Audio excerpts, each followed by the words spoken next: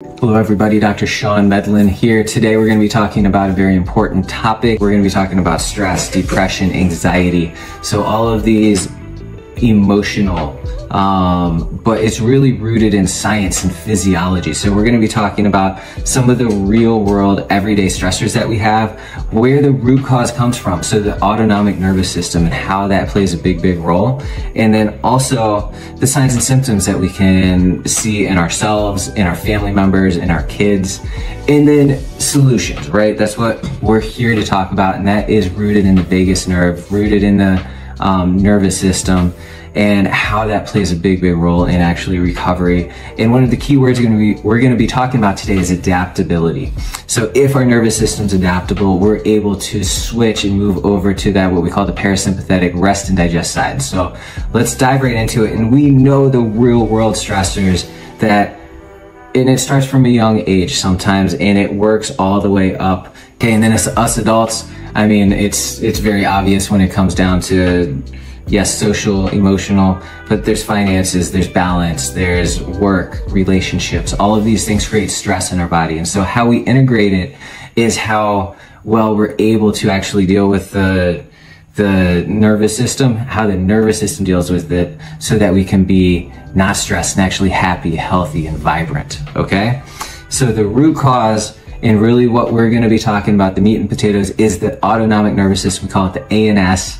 And that is how well the nervous system adapts and switches from the two different components of the autonomic nervous system, which is the sympathetic side, fight or flight, most people think of, but also freeze, and then the parasympathetic side, which is rest and digest. And we want to be able to switch and move from one side to the other when a stressful situation happens. Fantastic, fight or flight. When we're able to rest and relax, wind down, right? Take a second and breathe. If we are trying to do that, but we're still ramped up all the way over in that fight or flight side, that's not good. We're not getting our recharge time. And that's when, after days, months, years, decades of being stuck on that gas pedal, our body starts letting us through the signs and symptoms of anxiety, depression, stress. And so that can manifest physically, right? As headaches, breathing issues, digestion issues, tightness and discomfort in our muscles, and achiness, right?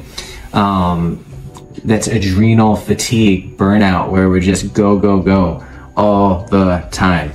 And with kids, that's constant illness, right? They can't tell you, oh, this hurts or that hurts, especially from a young age. But if they're sick quite frequently, if they have digestive issues, colic, acid reflux, constipation, all of these things, it's a sign and a symptom that tells us something's going on with the nervous system, and specifically that adaptability.